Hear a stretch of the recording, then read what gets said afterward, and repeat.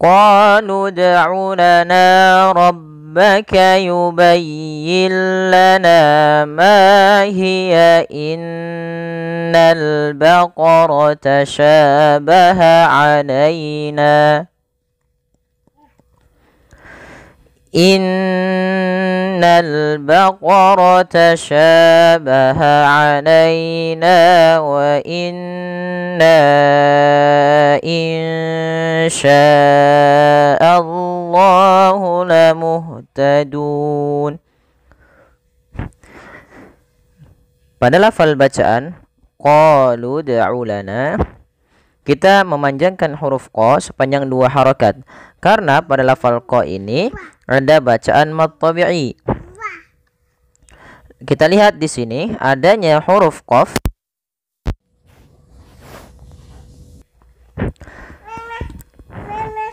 pada huruf qaf ada harokat fathah bertemu dengan alif. Maka ketika dia ada fathah bertemu alif, maka kita namakan dengan mad tabi'i. Panjangnya berapa harokat? Panjangnya adalah 2 harokat. Maka qalu. Kemudian di sini kita langsungkan pada lafal ud'u lana, yang dimana waw alif ini pada dasarnya memang huruf mad. Tapi karena dia bertemu dengan huruf sukun yang paling akhirnya di lafal huruf dal, maka huruf sukunnya lah yang kita baca. Sehingga ini tidak kita baca dengan bacaan misalkan qalud, enggak, tapi langsung saja.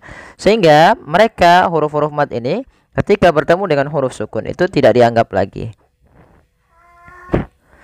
Kemudian pada lafal huruf dal ini harus kita pantulkan bunyi suara dalnya, karena huruf dal termasuk salah satu sifatnya adalah qalqalah, yaitu memantul.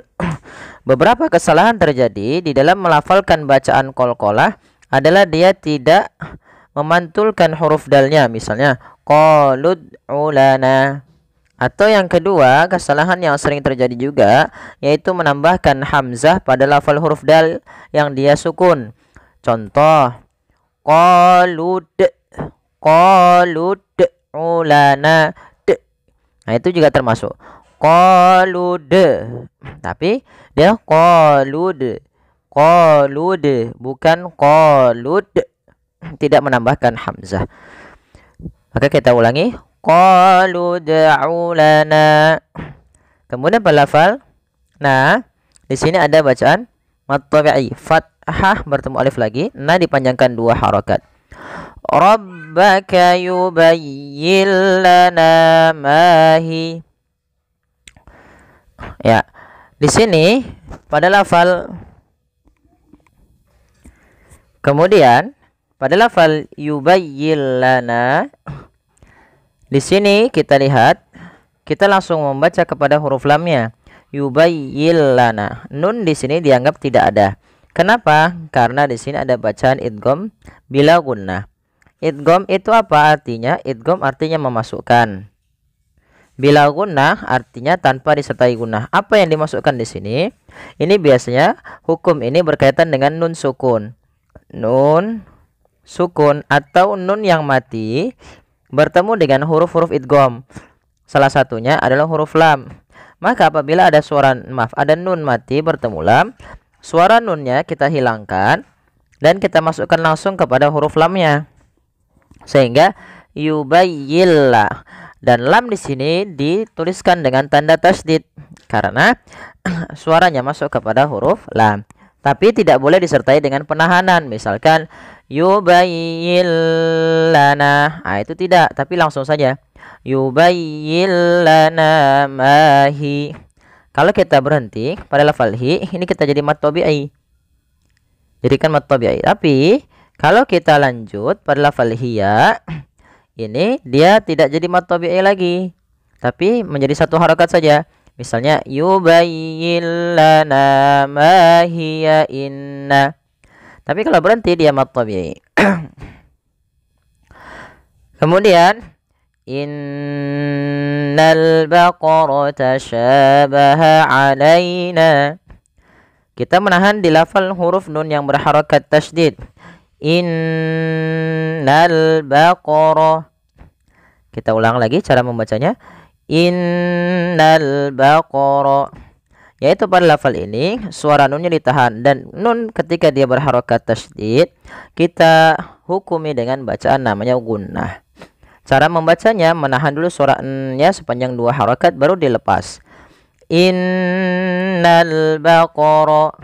Pada alif lam di sini lamnya ditampakkan dengan jelas. Ini bukan innaul baqara tapi langsung ke lam. Alifnya dianggap tidak ada, langsung innal. Dan di sini kita kenal alif lamnya, kita kenal dengan alif lam qamariyah. Alif lam yang tertulis tapi juga dibaca, atau alif lam yang kita tuliskan dan dibaca dengan jelas. Kemudian pada lafal tasyabaha alaina. Pada lafal huruf sya ini jangan kita rubah dengan huruf tha misalnya tasabaha, atau dengan huruf sin misalnya tasabaha alaina, karena dia nanti merubah sifat dan hurufnya. Karena di sini adalah huruf sya, maka biasanya kalau kita kenal dengan sya. Sya ini bagaimana cara pelafalannya dari tengah lidah kita, karena makhrajnya dari tengah lidah. Sya. Dan sya memiliki sifat namanya tafashi. Tafashi itu intisarus sauti fil fam, yaitu menyebarnya suara di mulut. Maka tasyabaha alaina. Kemudian pelafal alaina, ya di sini ya-nya sukun, yaitu dilembutkan di dalam melafalkannya. Alaina. Dan sempurnakan di lafal ya-nya, jangan sampai terdengar huruf e. Misalnya alaina, tapi dia terdengar dengan i. Alaina. Kemudian pada lafal na ada mad tabi'i lagi, yaitu na-nya kita panjangkan sepanjang 2 harokat. Kemudian yang terakhir, wa inna insya'allahu lamuhtadun. Pada lafal bacaan wa inna, pertama ini ada yang nun berharokat tasydid, harus ditahan suara nunnya. Wa inna, karena dia hukumnya ada bacaan gunnah. Kemudian yang kedua lafal na, di sini ada bacaan kita panjangkan dengan 4 harokat atau 5 harokat, karena dia ada huruf na yang bertemu dengan huruf hamzah setelahnya dan ada tanda seperti ini. Maka ini kita namakan dengan bacaan mad jaiz munfasil. Maka apabila ada mad tabi'i, pada dasarnya inna itu 2 harokat. Nah itu 2 harokat, karena datang setelahnya hamzah. Sebab hamzah ini lah huruf inna itu menjadi panjangnya lebih daripada 2 harokat.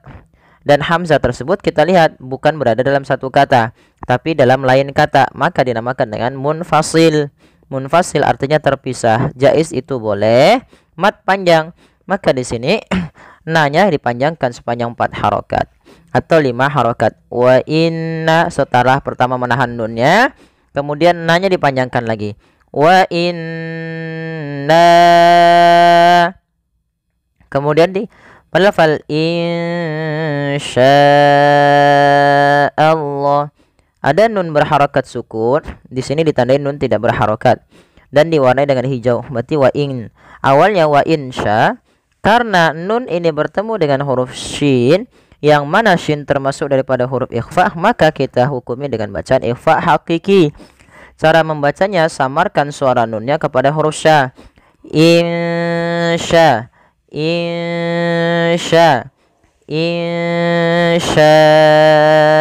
Allah, sambil ditahan 2 harokat. Kemudian pada lafal Allah, pada lafal sya-nya harus dipanjangkan sepanjang 4 harokat atau 5 harokat. Yang mana ini sama, sebabkan sya-nya dipanjangkan karena adanya hamzah yang terletak setelah huruf mad.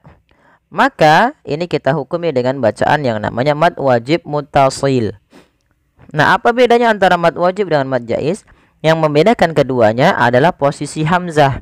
Lihat posisi hamzah pada lafal sya'a pada satu kata, sedangkan la wa inna insya dalam 2 kata yang berbeda. Maka apabila ada satu hamzah, ada bacaan mad tabi'i bertemu dengan hamzah dan hamzah tersebut pada satu kata, maka dinamakan dengan mad wajib muttasil. Sya-nya wajib dipanjangkan sepanjang 4 harokat. Kemudian pada lafal Allah, tebalkan lafal Allah, dan dia juga punya mad tabi'i 2 harakat. La muhtadun, hanya sifat hamas ya, la muhtadun. Kemudian pada lafal dun ada bacaan mad arid lisukun, yang dimana kita boleh memilih untuk memanjangkan lafal dun dengan mematikan nunnya. Kenapa? Karena pada dasarnya la muhtaduna. Karena kita waqaf, nunnya ikut mati, sebelumnya ada huruf mad. Maka inilah yang kita namakan dengan mad arid lisukun. Mad yang terjadi karena sebab sukun arid. Yang sebelum huruf sukun itu ada huruf mad berupa waw, alif atau ya. Maka kita boleh memilih memanjangkan 2 harokat, 4 atau 6. Maka contoh la muhtadun 2, la muhtadun 4, atau nanti yang 6. Nah, baik, kita coba ulang, kita tapi ngambil yang 4 saja. Baik, kita ulang dari ayat awalnya. Qalu da'u lana rabbaka yubayyin lana ma hiya innal baqarata shabaha alaina. Innal baqarata shabaha alaina. Innal baqarata shabaha alaina wa inna insya'allahu lamuhtadun. Shadaqallahul azim. Ya, semoga yang sedikit ini bermanfaat bagi sahabat sekalian dan bagi Bapak Ibu sekalian, semoga dapat membantu. Mohon untuk dukungannya like, share, dan subscribe. Bagi bapak-bapak dan ibu-ibu yang ingin bergabung di dalam program ini, silahkan boleh klik di bawah ya dengan gabung. Atau bagi bapak ibu yang sudah bergabung dan dia mengambil kelas tahfiz dan ingin mencoba mulai menghafal Quran, silahkan klik yang program tahfiz. Kemudian setelah itu mohon hubungi kami di deskripsi YouTube kami, sehingga nanti kami akan masukkan ke grup untuk kelompok tahfiznya atau bagi yang ingin melafalkan tahfiz. Dan kita juga punya program untuk kelas online ya, bagi yang ingin belajar dan daftar silahkan di sana, nanti bisa bertanya-tanya dahulu terkait programnya.